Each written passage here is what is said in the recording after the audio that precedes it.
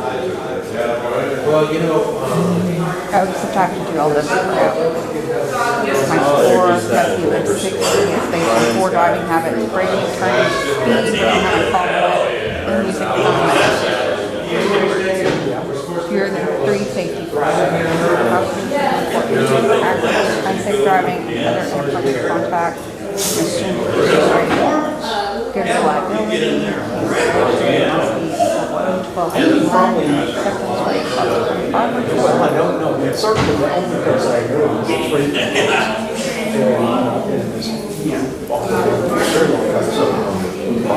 when my car was black. I found it in 2008. And he was there, pretty sure. But it looks like you're going. How come you staying? So I made 150. It'd kind of be out of the character. Now go. The street concept of organizations. So there it was. In a way, Tom got under the I don't know where you put it on left or right. It's kind of Yeah. What's up, man? Doing good. You're up there. Just keep walking down that way. Oh, and then let me see. Airplanes coming in today.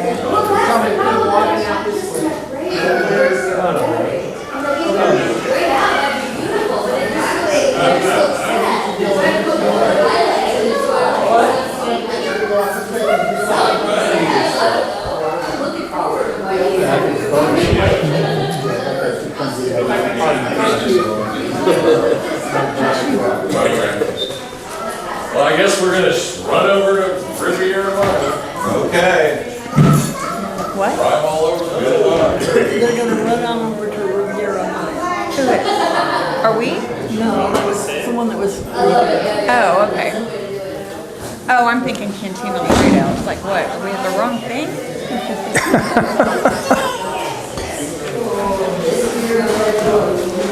Nope. You're right.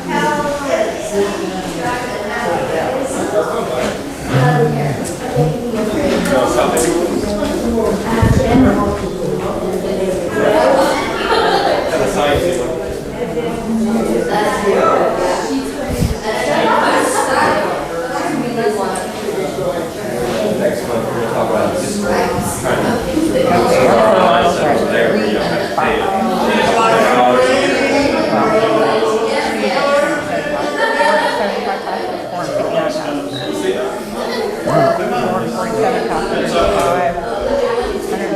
passengers, 6.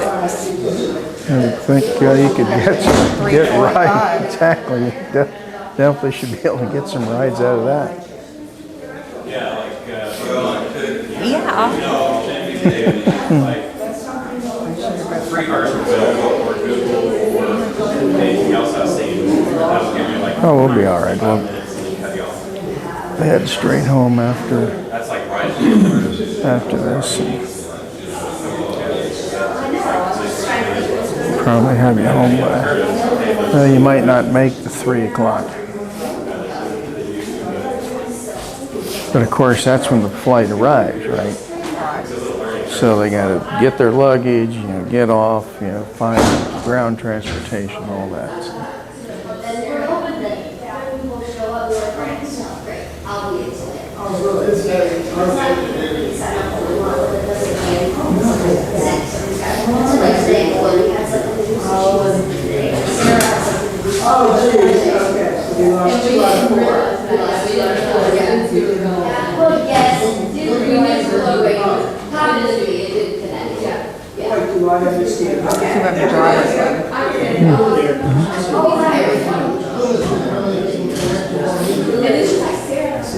Yeah, but that's not really our limit. That's high enough over. We forget it.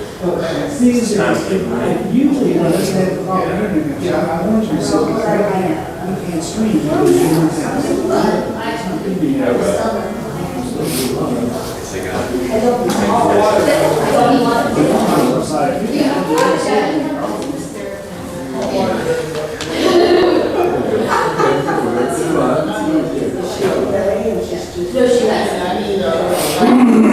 It's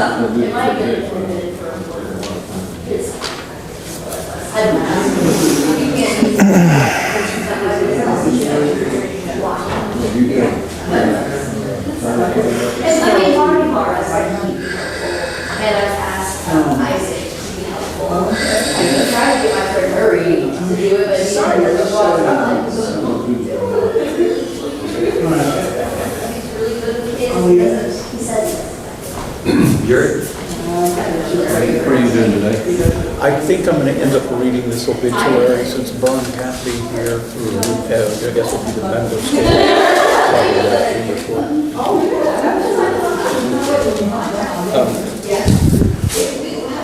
The only thing is, I'm reading this that Vern sent me. I'm not sure exactly who Elena. I thought it was a sister, but it's obviously not. It's somebody that, you know, 1971. You know.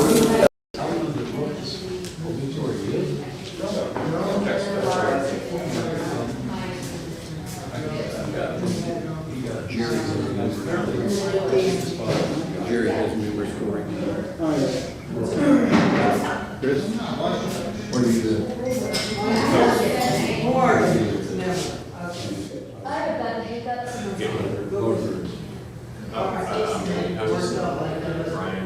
We thought James going to do a member story, which is the opening. So you're the free thought and host? I'm host. Brian's going to run a thing that gets posted to Free Thought. Double check it out. Okay.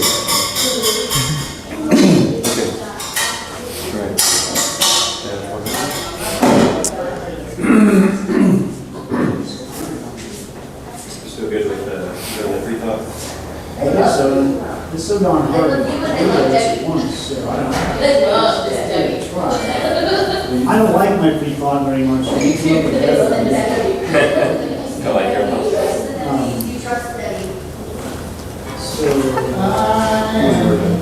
Jerry Schultz is coming after me, so I'm going to Chris Florey. Over there.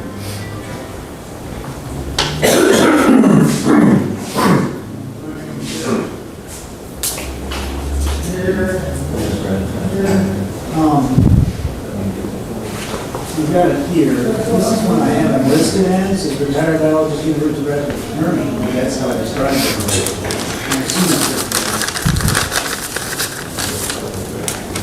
I have one. Yeah, flattering parts if you want. Yeah. Almost noticed.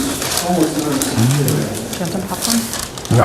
You get some stuck in your face. Well, makes your throat go dry too. Salt. Erickson? Correct. Okay, cool. Just double checking. Do you go by Yeah. Dr. PhD or just PhD? Yeah, just PhD is fine. Okay. Yeah. Dr. Brad. Dr. Brad. Yeah. Everybody calls him Dr. Brad.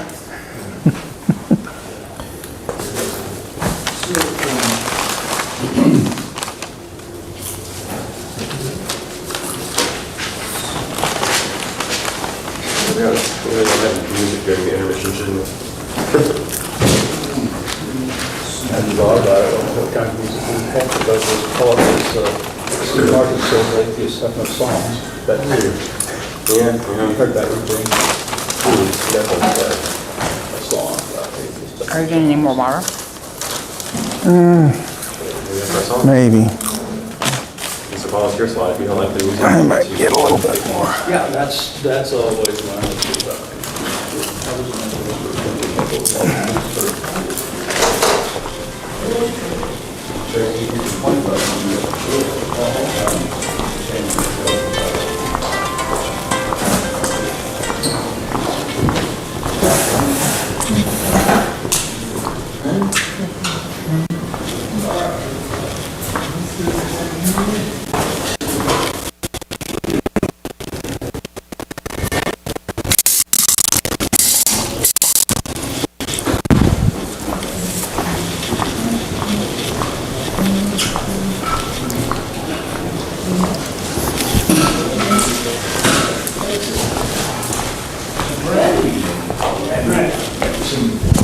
I'm trying to do what are called lower thirds. I don't know if you know what we do on this.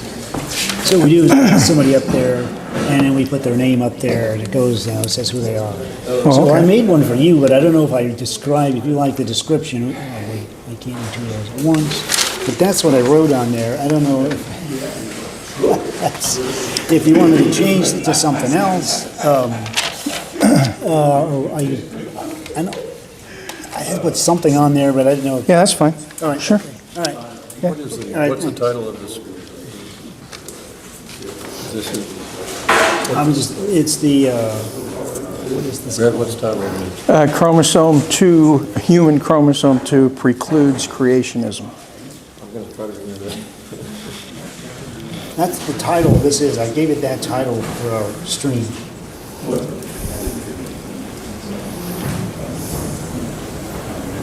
And would it be chromosome II? Yeah, no, the letter, or the number 2, excuse Should I me. pause this thing? It's streaming now. Should I pause it? No.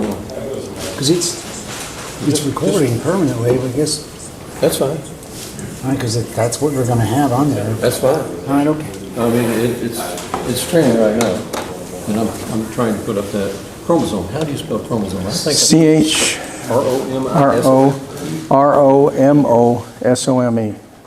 There. Oh.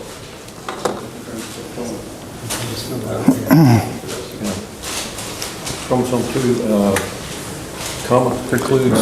Precludes, Is there a comma in there? no. Precludes creationism.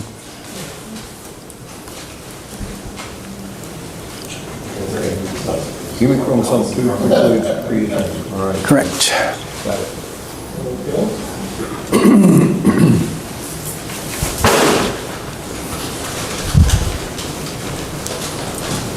How did we get in late and then manage to set up so early?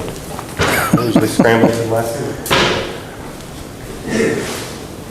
Okay, it should be online, it should be on the website. It should be on the Facebook page as well.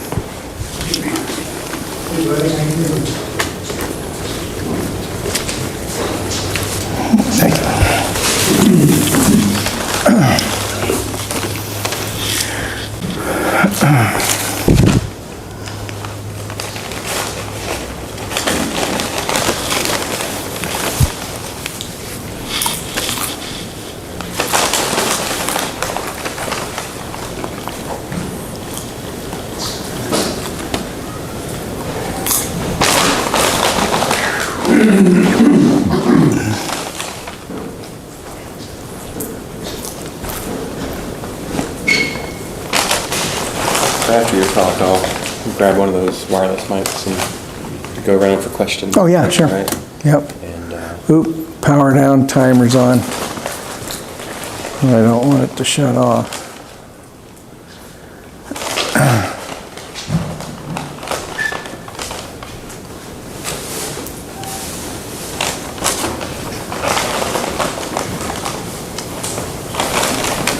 Apparently I'm starving. Well, we didn't get to eat anything. I had a bowl of cereal. So. see, How you doing? Once in a while, I get an email. so, So once in a while, I get an email. oh, okay. Yeah, that's all right. Yeah, it's good, yeah, it is. Yeah, okay. Yeah, I'll send this out. I don't have any more. That's I appreciate it. Good to see you. good reminder, because, you know, it's once a month instead of something we usually follow that once a week.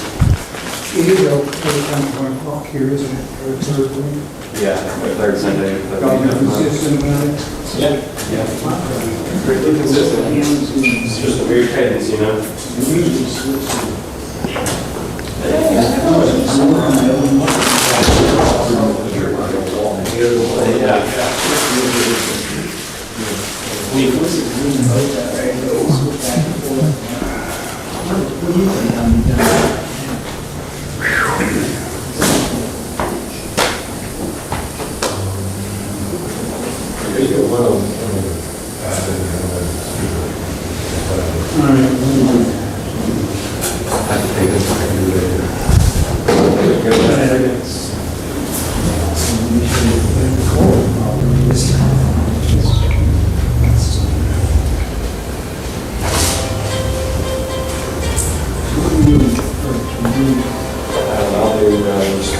So I drove, put out audio in for the 3 times a day, and then finished my Jerry.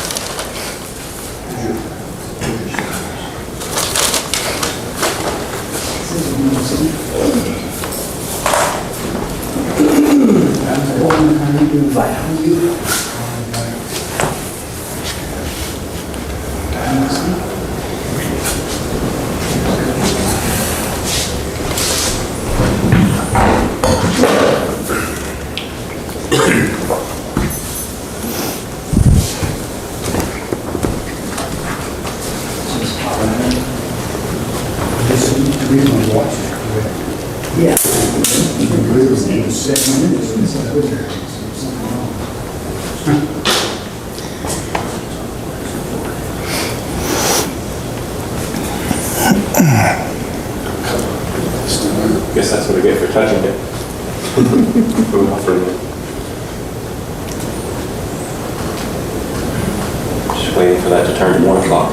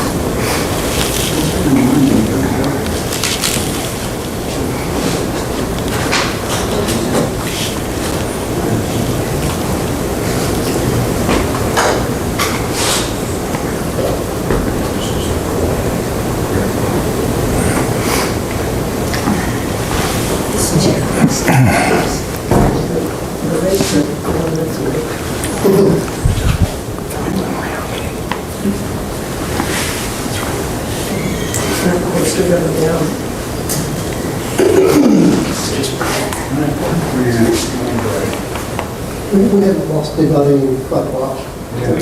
Chairs. And make those chairs. There's always a first time. All right, hello everyone, and welcome to the Arkansas Society of Freethinkers monthly meeting. ASF is a nonprofit organization devoted to maintaining the separation between religion and state, advocating a scientific and humanistic viewpoint, and improving the lives of non-believers. Restrooms are located in the back of the room to my left, if you need them. And now for our standard disclaimer. ASF is a diverse organization with members who represent a wide range of opinions.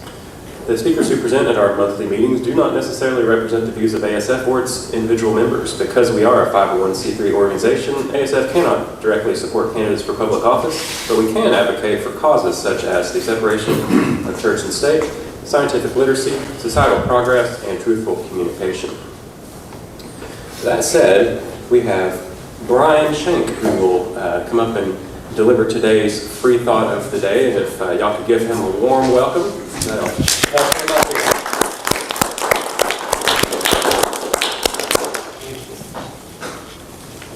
Okay, since today's topic will be evolution, I picked a quote from Thomas Huxley, who was a defender of Darwin's theories and what he did. So Thomas Huxley wrote an essay called On the Advisableness of Improving Natural Knowledge in 1866. He wrote this essay.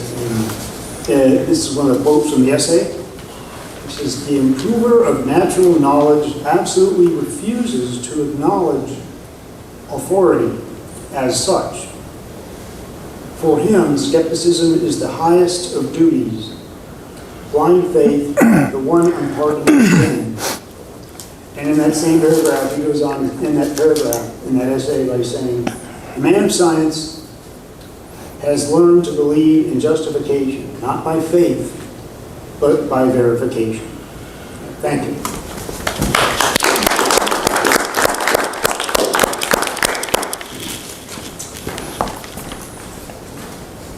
All right, and we don't have a skeptical sidebar today. That is another option that you have if you'd like to come up here and give just a brief little 5-minute speech. Find some piece of misinformation, nonsense, or something someone said in public sphere that doesn't make sense and debunk it.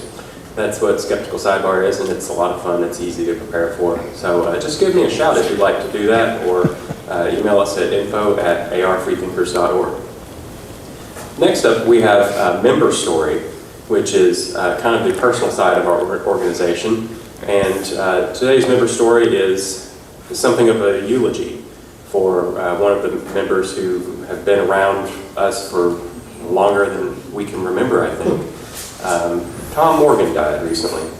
And Jerry Schultz is going to give us a reading from something that a friend of his wrote, and kind of a little mini eulogy to remember him by.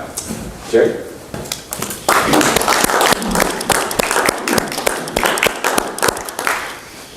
All right. I'm not sure that we don't have a skeptical sidebar, because this also probably fits in the skeptical sidebar as well, because Tom was a great skeptic. This is something I'm just going to read directly from a friend of his, Elna. I don't know if it's Benoit or Benoit what, but this was originally sent to Byrne, who unfortunately couldn't be here today, so I'm going to just read it. Thomas Lane Morgan was born January 17, 1948. He'd like to point out that he shared that birthday with Benjamin Franklin. First met Tom in 1971 in Southern California. He had been in the Navy with a friend of mine and was shortly to return to Montana to get his math degree. Tom was working as a door-to-door salesman, a job that required short hair. In typical Tom fashion, he refused to cut off his ponytail, and he wore a short hair wig when on the job. He loved to bend the rules and do things his way. After graduating from the University of Montana in 1976, Tom returned to Southern California, this time with Jane Campbell, his second wife and the mother of his children. From 1976 to 1978, I spent a lot of time with Tom and Jane. We shared a love of science fiction and space exploration, and had a large group of mutual friends who gathered for parties at their swimming pool. Fun times. Tom and Jane moved to Colorado when their children were born. First Sean, then Elizabeth. Both currently reside in Corvallis, Oregon. When the kids were young, Tom and Jane divorced. Jane worked for NASA in Florida, and Tom returned to Southern California to work for the Aerospace Corporation. For 15 years, I enjoyed Tom's friendship, wit, and wealth of knowledge. When his children visited, we went to every museum, amusement park, beach, mountain, and desert that we could reach. 27 years ago, I lost touch with Tom. He moved back to Montana and became incommunicado, even with his family. The people in Arkansas know more about Tom's retirement years than I do. One of the things I liked best about Tom was his thirst for knowledge. The vast majority of his waking hours were spent reading, and when he wasn't reading, he was mathing. He had a wry sense of humor and enjoyed puns and wordplay. He taught himself to play the guitar, enjoying classical composers like Bach and Rodrigo. He had an excellent memory, a large collection of data, and sharp critical thinking skills. He was always ready to share his opinion, along with all the reasons why he was right. While he was employed by Aerospace Corporation, he took on the personal project of creating the utmost comprehensive bibliography of quaternions. And if anybody knows anything about math, I may or may not be saying that's right. It's Quaternions. Quaternions are mathematical constructs used to calculate third trajectories in space, among other things. And I don't know what that sentence means. But he found every single mention of a quaternion extending back to 1843 and cataloged it. He collected books about quaternions and wrote articles about quaternions and had quaternions fantasies with his mathematically inclined friends. I have no idea where the quaternion masterwork ended up or if he ever finished it. Tom was in denial of his dementia and diminishing capacities even when he ended up in the hospital. With the medications and pain and unfamiliar environment, his remaining inhibitions crumbled and his coping mechanisms failed. He refused to accept the seriousness of his condition and resisted attempts to help him. Throughout June, July, and August, Tom was shuffled from hospitals to nursing homes. His house was robbed, He lost his keys, his credit card, his checkbook, and his phone. His precious guitars were stolen. Tom was a brilliant intellectual light. He would have rather gone out with a bang instead of with a whimper. In our last conversation, I told him he was our astronaut into the unknown space after death. His mission is to communicate with us if all possible. I think if anyone could figure out how to do it, I think Tom could. So far, I haven't heard a word. Thank you to everyone in Arkansas who befriended Tom, and this is by Elna. I'll just tell you, I knew Tom as just one of the guys I like to talk to at Freethinker meetings. He was interesting. He and I were very different in some ways. He was a mathematical genius, and I took 6 hours of what I call number appreciation in college, and I did actually pass, and so I'm pretty proud of that. But he knew a whole lot more than math. He was a lot of fun to talk to about all kinds of things, but he was definitely, what Ellen pointed out, he liked to tell you what he thought and why he was right. And so Burns suggested that what I should do is, rather than ask for a moment of silence, ask everyone to turn to the person next to you and argue about something for about 30 seconds. But we can do that later. Anyway, we will miss him, and you know, like I said, he was always a good guy to talk to. You could always get some good information out of him, and he would listen before he told you you were wrong.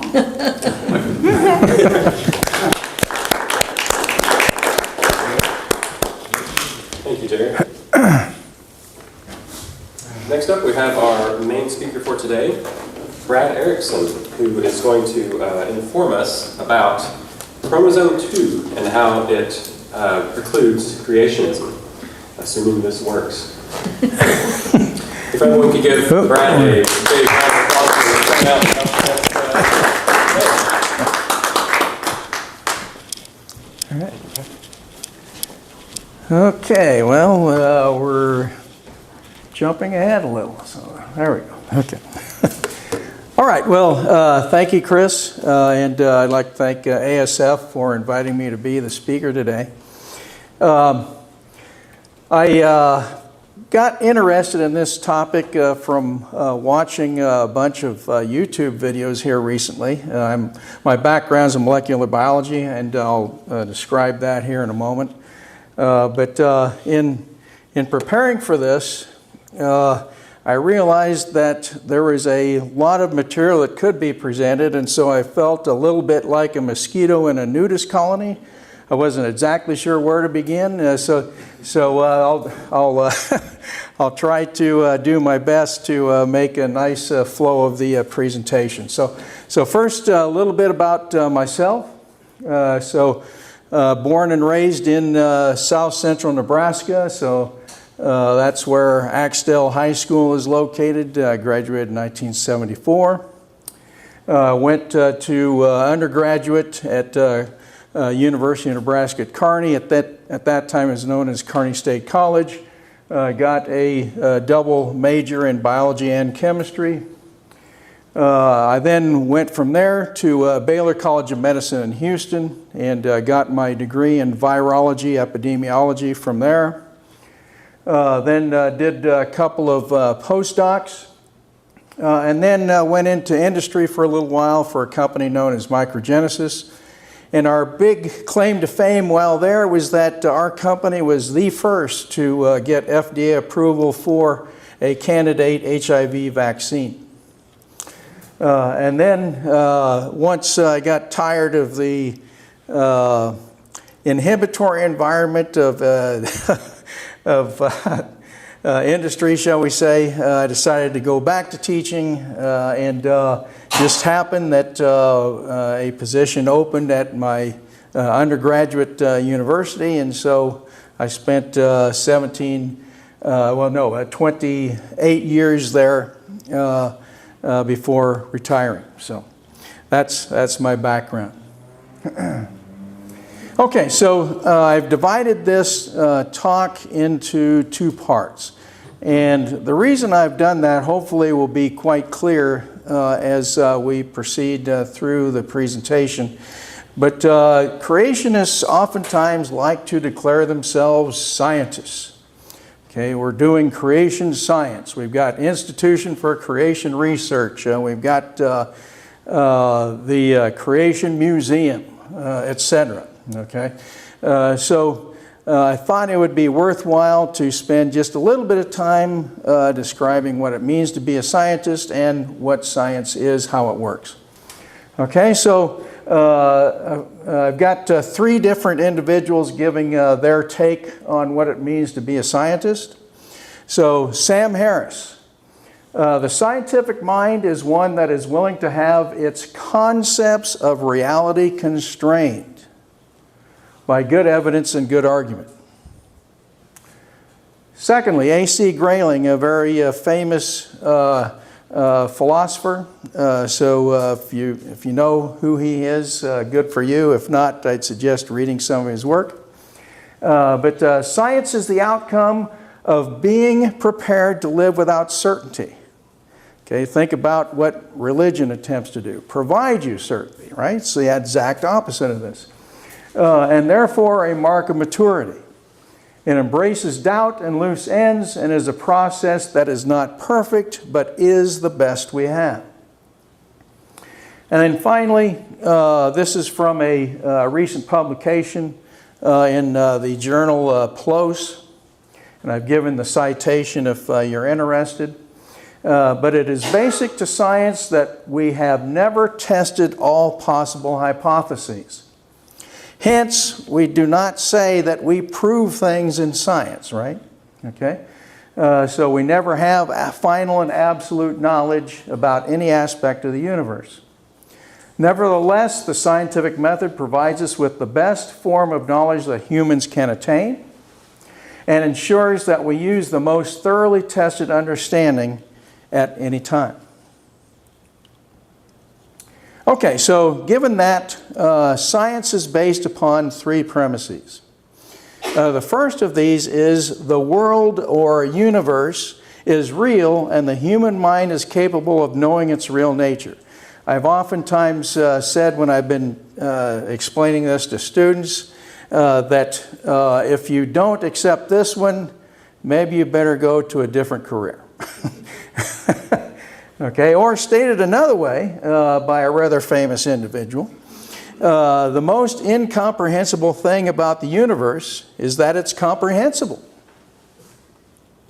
So, in other words, we are not part of a simulation. And as much fun as it is to have this as a bar conversation that we're part of a giant's dream, we're not. We're actually really here having this conversation. Second, all observable phenomena are the effects of physical or chemical cause that is measurable. Okay? And another way to state this was put forward by Lord Kelvin. Some of you may recognize the Kelvin temperature scale. Okay, so that's who we're talking about here. Tell it to me in numbers. Okay, and then a corollary to this is Occam's razor. So any explanation of complex observations should invoke a simplicity of causes such that the simplest explanation with the least modifying statements is considered the best. In other words, there are no miracles allowed in science. So we've got a gentleman explaining what he's doing here, and unfortunately he's got a hole poked in it saying, I think you should be more specific here. Then third, nature is unified. When experimental conditions are replicated, identical results will be obtained regardless of when or where the work is repeated.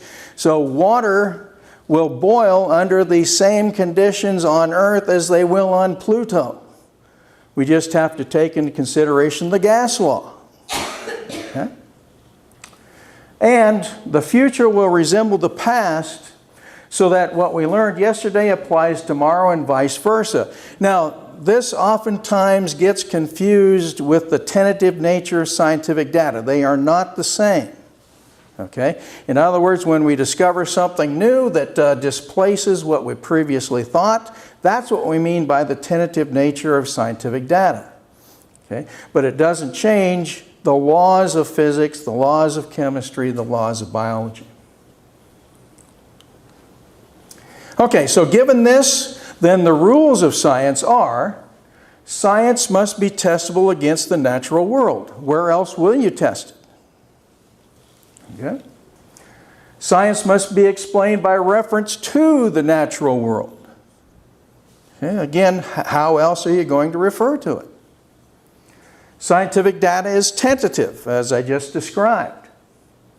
And I've also indicated previously that it's not possible to test every hypothesis.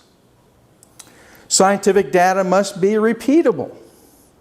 Okay, we have to have a thorough enough description of methodology that anyone can repeat it given the proper environment and instrumentation. And then finally, scientific theories, laws, and hypotheses must be framed as to be falsifiable. Okay? That is, we have to have a means by which we could show them to be incorrect. Okay, so let me play a little game with the audience now. So just in your mind, don't shout it out for the moment, just in your mind, arrange these four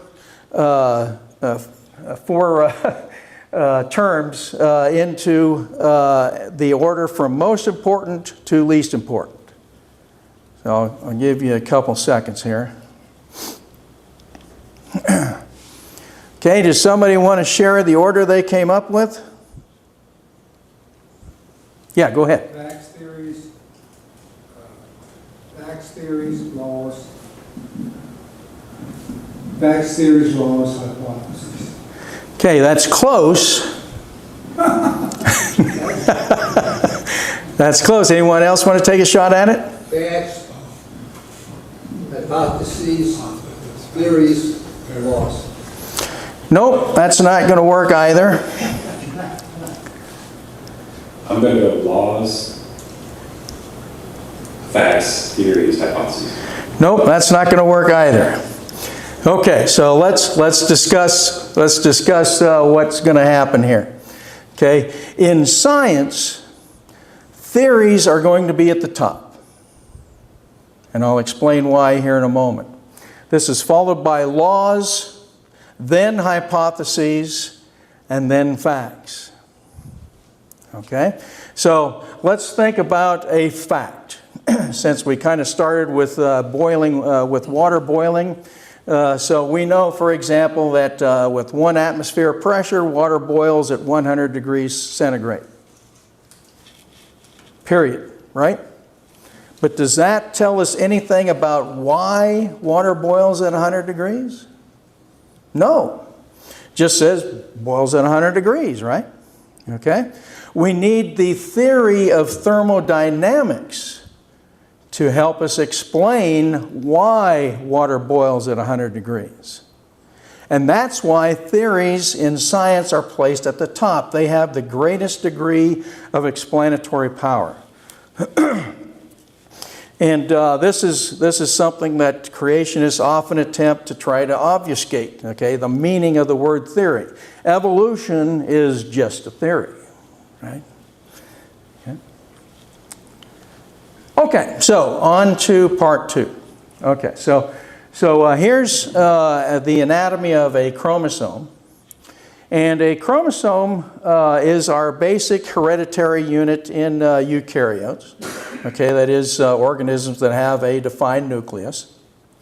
And it's comprised of 2 DNA molecules that span the entire length of what's described as the chromatid. And this DNA molecule is packaged by a bunch of proteins simply broken down into 2 major families, histones and non-histones. The histones do the majority of the packaging of DNA. The non-histones are primarily involved with gene expression and some other functions that I won't get into.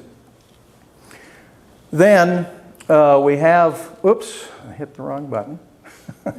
Tracy knows I do that often. Then we have the centromere. Okay, so the centromere will hold the 2 chromatids together. Okay, and the centromere typically divides the chromatids into two unequal length arms, a shorter P arm and a longer Q arm. And then the tips of each chromatid is described as a telomere. Okay, so that's our basic anatomy of a chromosome. Now if we excuse me, I'm going to take a quick sip of water here.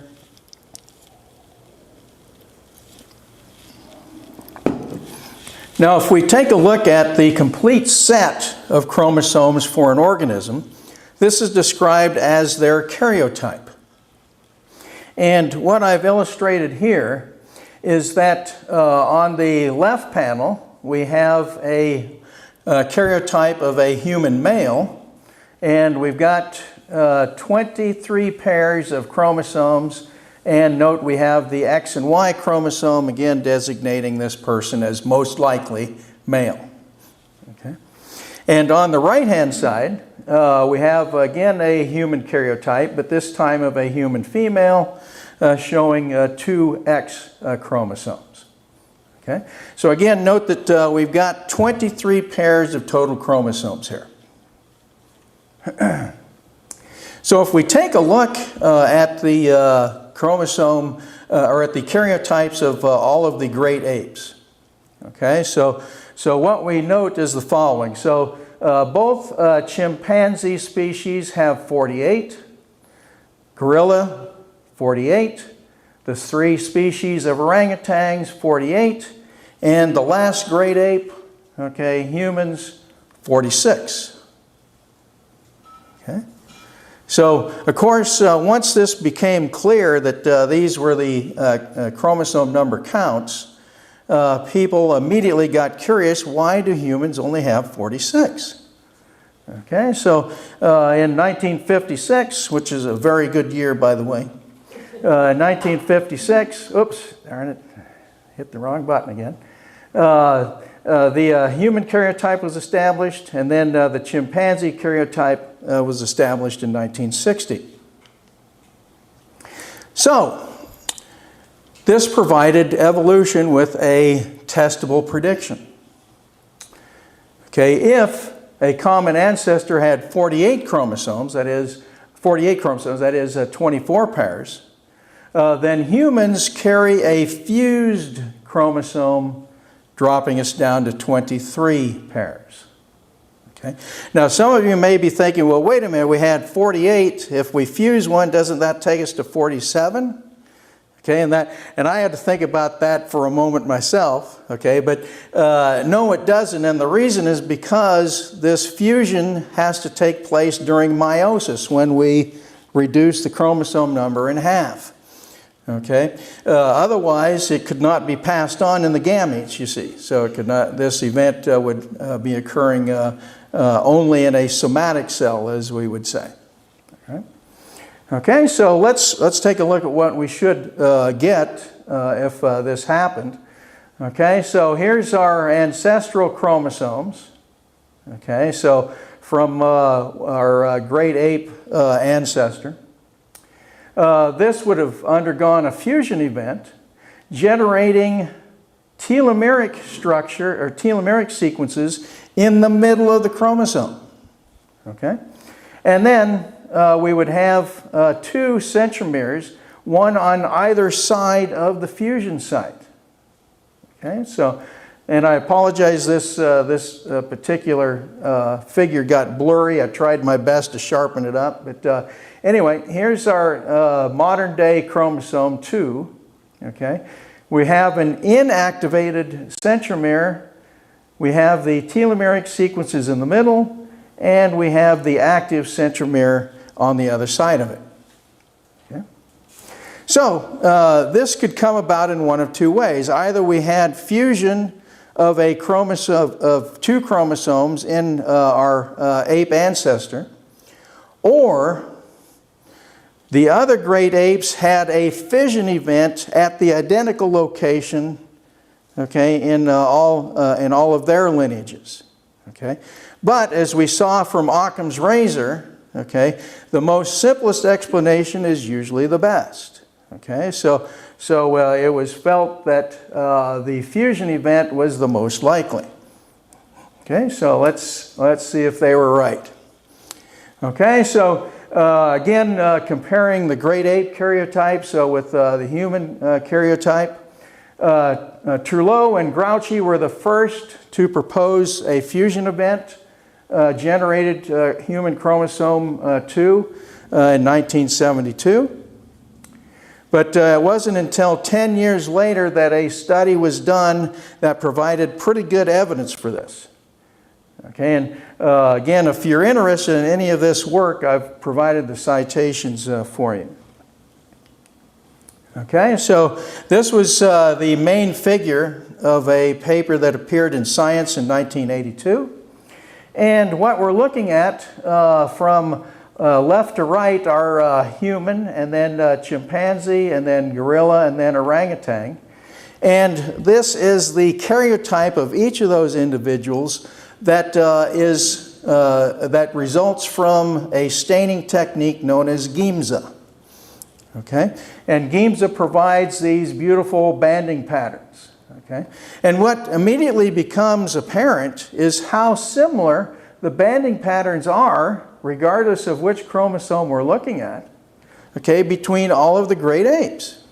Okay, with the exception of chromosome 2.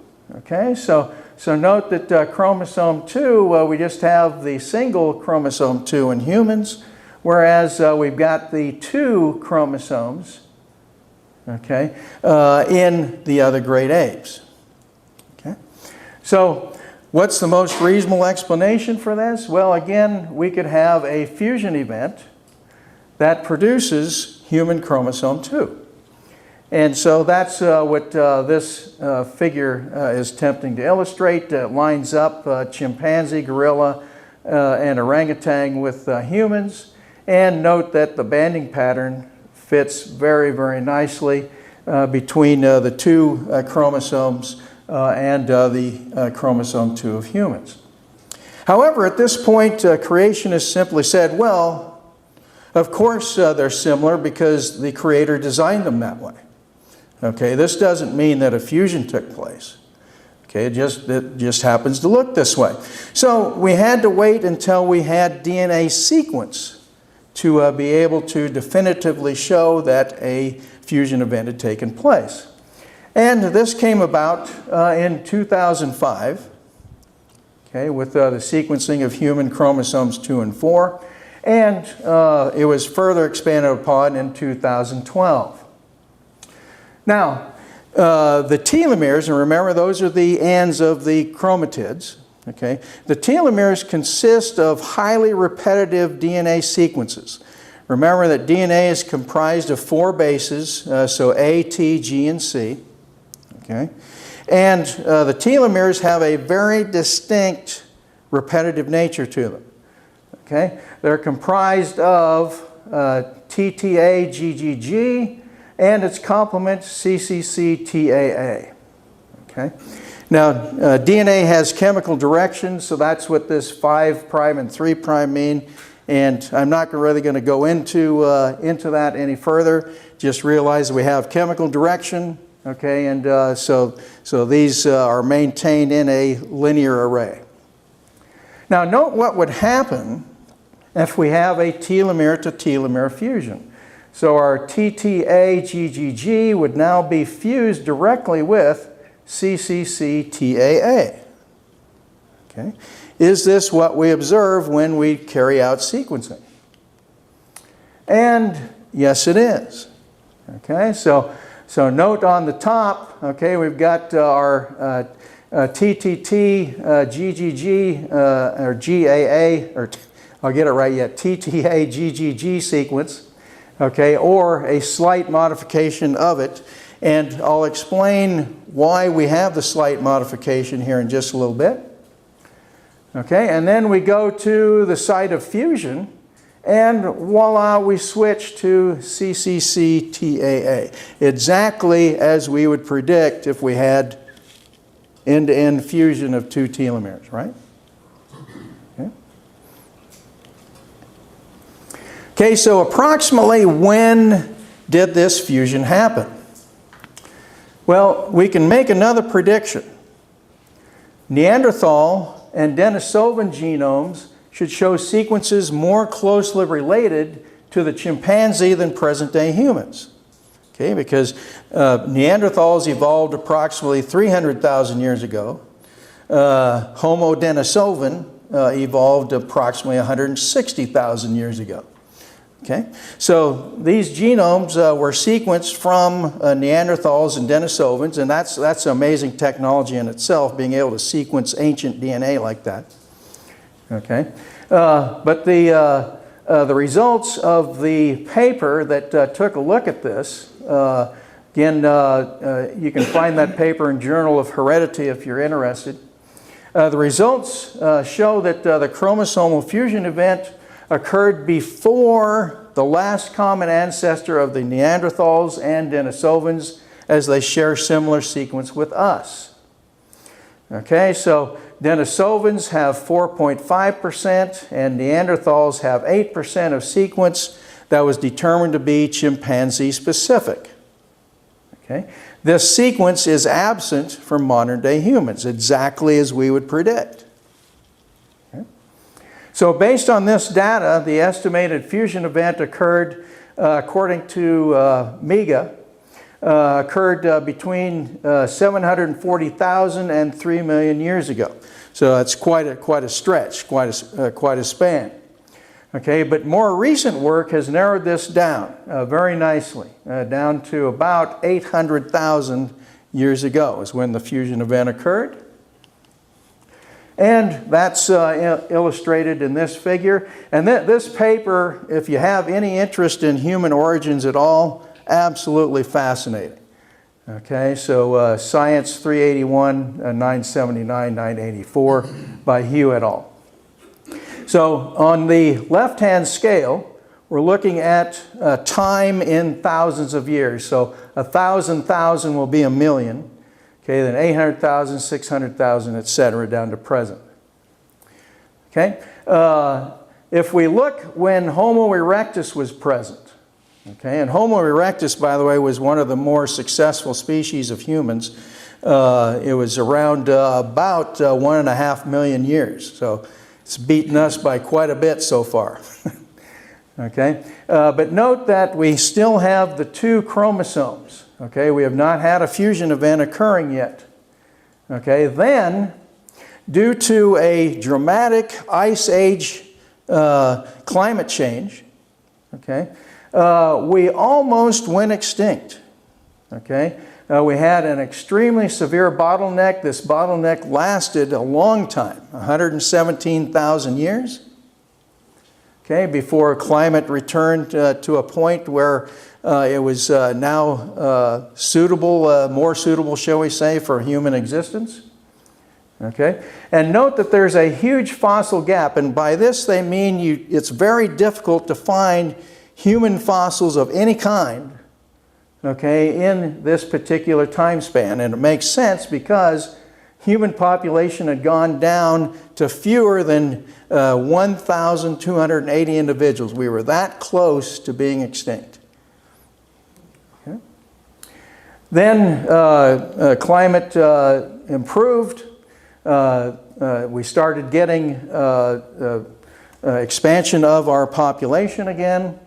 And it was approximately in this position right here. So around 700,000 to 600,000 years ago that we had fusion taking place, and that fused chromosome started to get distributed amongst the population.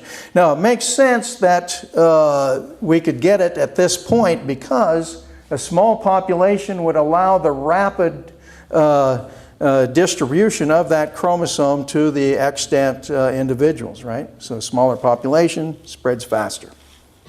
Okay? So our last common ancestor between Neanderthals, Denisovans, and us was in this era, okay, from about 600,000 to 200,000 years ago. And then finally we end up with Homo sapiens, and we start the out of Africa dispersal. Okay, so we've presented 3 key pieces of evidence for chromosome 2 fusion. So the degenerate fusion site is in the middle of the chromosome. We have 2 centromere sequences that were found, one functional, one non-functional, and most importantly, they are on opposite sides of the fusion site, exactly as you would predict. And the genes, and this is also, this really wraps it up in my opinion, the genes between human chromosome 2 and the chimpanzee chromosomes 2A and 2B should show synteny. That is, let's jump back real quick. That is, when we line these up, the genes are the same all the way along the length of chromosome 2B and 2A. Okay, they only differ by a little more than 1%. So a probability that is infinitesimal. Okay, you're basically at 0 probability against that being the case. Okay, so this figure summarizes what we've described. So we had chromosome 2A and 2B undergo a fusion event at telomeres. Okay, this generates a fusion site. Our current centromere, our active centromere, and our fossil centromere again on opposite sides of the fusion. And of course our telomeric sequences present. So, this wraps it up, right? Oh, I suppose there's some people that want to argue against this. Okay, so young Earth creationism arguments against the fusion event. So claim 1, there is a functional gene in the proposed fusion site. Claim 2, telomere-telomere fusions cannot happen. Claim 3, the proposed fusion site is too degenerate. Claim 4, there is no evidence of ape satellite DNA, and I'll describe what we mean by that, by satellite DNA here in a moment. And finally, the telomere and centromere sequences can be found all over the genome. So, is there a functional gene present? No. Okay, it's a pseudogene, that is a sequence that mimics a gene. Okay, it looks like a gene, but it's not actually functional. This pseudogene has a long name to it, DDX11L2. The L stands for like, so it's like a gene. If this gene were expressed, you would only produce a small protein of about 127 amino acids, versus the functional genes of this same family that produce a protein almost 9 times that size. And it does not actually span the fusion site, but it is adjacent to it. Now, interestingly enough, this is consistent with where you find this family of genes, near telomeres. Oh no! Creationists just provided us with a piece of information that actually supports the fusion event. Now, telomere-telomere fusions don't happen. Here, I can kind of see where they're coming from, because if you look at the structure of a telomere, you form these loop structures that are stabilized by these protein complexes. Okay, and one of the major functions of telomeres is to prevent fusion events. Okay, so if you've got this structure in place, your chromosome's safe. Okay, it's not going to fuse. However, a quick search of the literature shows that telomere-telomere fusions do indeed happen. So if we look at a horse genome, okay, so wild horses have 2 chromosomes, 23 and 24, whereas your domesticated breeds, such as a thoroughbred or a Mongolian horse, have chromosome 5 occurring as a result of a telomere-telomere fusion of these 2 chromosomes. And again, note the synteny. So these genes perfectly line up. Okay, these genes perfectly line up. And since we're in Arkansas, I felt I had to present something about pigs. Okay, so So during the evolution of the pig, we had chromosome 3 and 6 undergoing fusion. When we compare it with the Barbaroussa, so this is a picture of a Barbaroussa down here. Okay, and again, this demonstrates we do indeed get telomere-telomere fusion.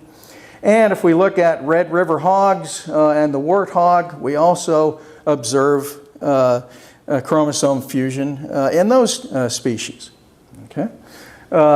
Do we happen to have anybody that has raised hogs or knows somebody that's a hog farmer?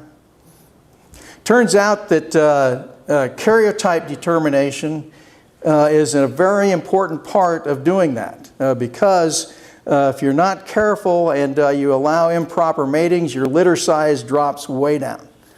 Okay, so these types of rearrangements are common in pigs, is the bottom line to that. The proposed site is too degenerate. Well, as we saw from the structure, okay, we could not get a fusion site if it weren't degenerate. Okay, if that is in place, it's going to prevent the fusion. So this objection simply makes no sense. There's no evidence of ape satellite DNA. The reason this objection is brought up is because of the centromeres. Okay, the centromeres have what's called this satellite DNA present. And I'm not going to go through the description here, but the reason it's called satellite DNA is because if you take total genomic DNA from basically any organism and centrifuge it at high speed in a density salt such as cesium chloride, you get two bands that separate out. One is the main band, which is the majority of the genomic DNA. And the other is what's described as this little satellite peak, hence the name satellite DNA. And satellite DNA, again, is primarily AT rich, has lower density than GC base pair DNA, and so that's how you get separation. And sequencing also shows that we do indeed have satellite DNA. Okay, and so this paper shows that shared satellite DNA is present in all species of great apes, but the satellite DNA that is not shared is species specific. Now this is a big problem for the creationist kinds, as all the satellite DNA should be shared with the apes, but not with the human ape. Okay, but yet it is. And when phylogenetic trees are constructed with only satellite DNA, that is non-coding DNA, you get the same tree as you do with total DNA. Okay, so it doesn't matter. It doesn't matter if they want to try to exclude that. Then finally, the telomere and centromere sequences can be found all over the genome. Well, recall that the sequence repeat we find is either TTA-GGG or AAT-CCC in reverse. And again, since there are 4 bases that make up DNA, the probability of finding any 6 base pair sequence in the genome is 4 raised to the 6th, or 1 in 4,096 base pairs. And the individual that we just heard about would have liked to see this, some stats. Okay, now the human genome itself is 3 billion base pairs in length.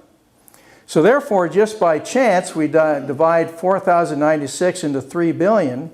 We get, just by chance, that we could find these sequences 732,422 times. Again, sounds like they might have a reasonable objection here. But the problem is that we're not looking for these sequences just as individual 6 base pair units. We're looking for them as repetitious sequences, as repeats. And so that figure I showed you that showed the repeats at the fusion site, there's 158 of those. So if you raise 4,096 to the 158th power, you get 5.66 times 10 to the 570th power. So in essence, again, zero probability of finding these types of repeats anywhere else. Just to put that into perspective, it's been estimated that there are 10 to the 80th atoms in the universe. Okay, and we're talking about 10 to the 570th. Okay, so as I indicated, this basically takes us to a probability of 0. Now we can also do computer searches, computer analysis, looking for these sequences. Now computer searches show that the sequences for telomeres, centromeres are only present at the expected locations. So telomere sequence repeats were found only at the telomeres with one exception, the fusion site of chromosome 2. Centromere sequences were found in only one site on all the chromosomes except human chromosome 2. There were 2 sites, again one on each of the opposite sides of the fusion site. And some additional telomere sequences are also found on human chromosome 9. However, these sequences are found near one of the telomeres, not in the middle. And the chromosome and the repeats on the chromosomes are pristine. That is, they're not degenerate. And they are much shorter, less than 10 repeats. Okay, so let's summarize what we talked about today. Okay, so separation of human and chimpanzee common ancestor was approximately 6 to 7 million years ago. 98.8% of coding regions, that is, regions that specify proteins, and 96% overall sequence identity is shared between humans and chimpanzees. Just again as comparison, any one of us will share 99.9% with each other. By way of comparison, we are more closely related to chimpanzees than they are with the other apes, than mice are with rats, than lions are with tigers, or African and Asian elephants are to each other. Again, these are all accepted kinds by creationists. So, the use of the scientific method and the theory of evolution led to the prediction that the reason humans had one less chromosome pair than did the other great apes was due to a fusion event between 2 chromosomes in our ape ancestor. Karyotype comparisons provided the first evidence for this. Sequence analysis demonstrated a telomere-telomere fusion in the middle of human chromosome 2. In addition, a cryptic centromere was found on the opposite side of the fusion site from the functional centromere, and gene synteny between human chromosome 2 and chimpanzee chromosomes 2A and 2B is conserved. And creationist objections to this data have all been debunked, and this data refutes all 3 types of creationists: young Earth creationists, old Earth creationists, and intelligent design advocates. Thanks so very much for your attention.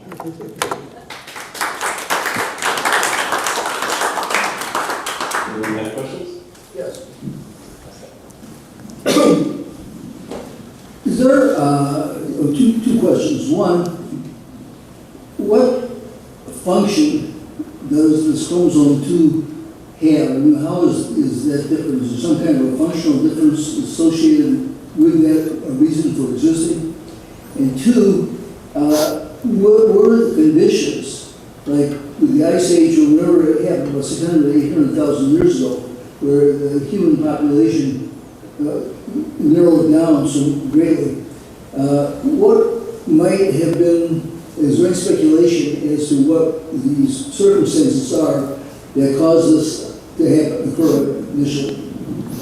Okay, so let's see, what was the first question again? Are there any functional, is there something that this... Oh, the function of chromosome 2, you mean? Yeah. Gosh, I'm not sure in terms of what the precise genes are that are present on chromosome 2. What I can point out is that there's only about 1.5% difference in the gene content between chimpanzees and human chromosome 2. So the vast majority of whatever is on chromosome 2 has been maintained regardless of that fusion. Okay, we've had a little bit additional added to it since then, okay, but certainly not much. Okay, then as to what could have caused the fusion, again, it's going to have to be a dysfunction in replication of the chromosome. Okay, you would have to have an event that prevented the addition of the telomeres, okay, such that you subsequently got the fusion to take place. You're able to get it. Speculation as to what that might be. Gee, I mean, all I can say is chromosome abnormalities are not unusual. You can find all kinds of chromosome abnormalities, not just in chromosome 2, but in a rather large number of chromosomes. Some of you may be familiar with what's called the Philadelphia chromosome, okay, which results in a particular type of cancer. Okay, if you have a translocation that results in that being formed. So all I can say is, probably an error in replication, okay, allowed the fusion event to take place. Exactly why that would be, hard to know. Okay, but anyway. So to kind of anticipate a creationist argument that could be spun off of this information, let's say that at some point when the fusion occurred, one individual was born with 46 chromosomes instead of 48, and then that individual has to go out into the world and make babies, but everyone else in the world has 48. Is there any information suggesting that an individual with 46 chromosomes could match with an individual with 48 and produce viable offspring that had 46? Yeah, that's something that I've thought of as well. Okay, so what is it that allows chromosomes to pair during meiosis? Well, it's going to be the kinetochore structure that forms at the centromere. Okay, so when this originally took place, okay, we probably had 2 functional centromeres, right? Okay, and so those could still pair with 2A and 2B. Okay. Then after a replication event, okay, once that would be passed on, a replication event takes place. Now we've got the fused chromosome, okay, as one pair, and then H2A, H2B, okay, as a second pair. Okay. And so now the next meiosis, you can pass on only H2, the fused H2, okay? And so there must have been, obviously, some selective advantage to having the fused chromosome over the individual pairs, over the 2 pairs, or over the 2 chromosomes, okay, the non-fused, that eventually led to the elimination of the H2A, H2B from the human population. Yeah, do you happen to know if donkeys and horses have the same number of chromosomes?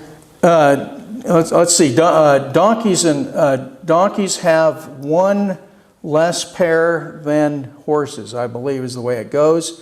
And so I think I know where you're going with this. So when they mate, you produce a sterile mule, right? Okay. 99.9% sterile. Right. Yeah. So you have to have one that's not sterile, and you've got a new race. Right. Right. If you bother to breed them. Yeah. So yeah, that's actually an example I use of how evolution can work. Isolate populations by producing sterile offspring should that situation arise. But anyway, yeah, go on. I've often thought of arguments like this with creationists as being somewhat akin to play chess with your dog. The dog's easy to beat. He has no idea he's losing, and he loves the attention. And unfortunately, I think this type of science, there is no way to, quote, dumb it down. It's extremely complicated. And when you talk about people looking to the Bible for information where there's no mention of chromosomes at all, I don't know how you communicate. How do you keep from talking past each other? Yeah, so it is challenging, but the bottom line is the individuals that put up those objections, those are PhD people. I mean, these are people that have legitimate degrees and should therefore know better. Okay, but why is it that they don't? Okay, well, they've obviously decided ahead of time that they're going to ignore data that it conflicts with their dogma. So, Of course, these PhDs are not in biology, typically. Typically, but there are exceptions. Like Jeanson, who's at what's Ken Ham's organization? The Answers in Genesis. As if there are any. But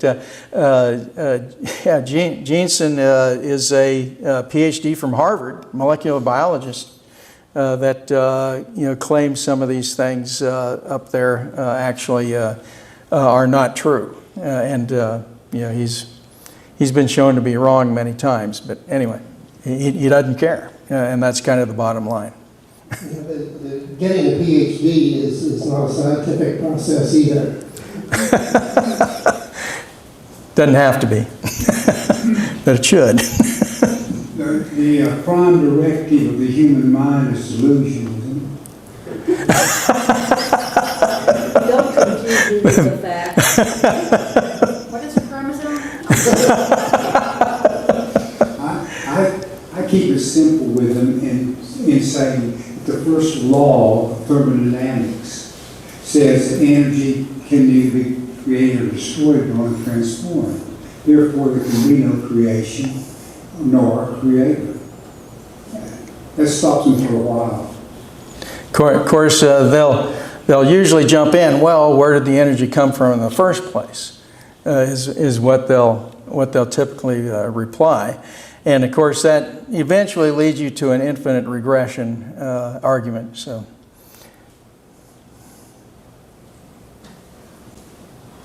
And maybe I missed it. Can you explain what it means for genes to be degenerate? The term degenerate. Oh, okay, yeah. So a gene, when we use that term, it means that we know what the sequence is in a functional gene. Okay, so this is the sequence that we have to have for the gene to be functional. Any mutation that results in that gene becoming non-functional, okay, we can now refer to as being a degenerate sequence. But what happens over time is once you remove the functionality of a gene, it's now free to mutate even further. Okay, until basically it in essence becomes unrecognizable as a gene at all. Okay, and there's a lot of examples of pseudogenes in the human genome. One of my favorites is yolk proteins. Okay, why would humans have yolk protein genes? And in fact, embryos produce a yolk sac, but it's empty. Okay, why would they have this? Well, of course, it makes no sense from a creationist point of view, but an evolutionary point of view, we understand it perfectly. Okay, at one time we were indeed animals that produced yolk proteins. Okay, and of course through evolution we lost that and went to becoming placental mammals. And an interesting comparison, and I haven't done this myself, so I hate to talk too much on it, but the duck-billed platypus, of course, is a mammal that lays eggs. So we still have, and the spiny anteater for that matter. So we have examples of mammals that are still egg layers and do produce yolk proteins. So anyway, that's one of my favorite examples. Well, we've covered them pretty good. Anyone else have a question? real quickly, so I don't make sure I'm thinking along the right line, that the mutation, the chromosomes carried from 46 to 48, from 48 to 46, occur right there in that bottleneck after the extinction event, the near extinction event. Yes. So that's why the line took off. Yeah. Less competition. Exactly. Less competition. Yep. Yep. Well, I think we've all learned something today, so let's give Dr. Brad Erickson a big hand. Thanks a lot.